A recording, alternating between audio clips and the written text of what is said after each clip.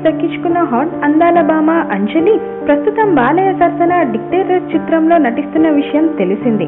ఈ సినిమా తర్వాత ఈ భామకు మరో అవకాశం దక్కింది. అయితే ఈ సినిమాలో అంజలి బందిపోటుగా కనిపిస్తుందట. ఇంతకీ అది ఏ సినిమా అనుకుంటున్నారా? కోనా వెంకట్ నిర్మిస్తున్న శంకరాభరణం సినిమాలో నిఖిల్ హీరోగా నటిస్తున్న ఈ సినిమాలో అంజలి గెస్ట్ పాత్రలో కనిపించనుందట. నిజానికి ఇది గెస్ట్ పాత్ర అయినా కూడా సినిమాకి కీలకమైన పాత్ర అని తెలిసింది.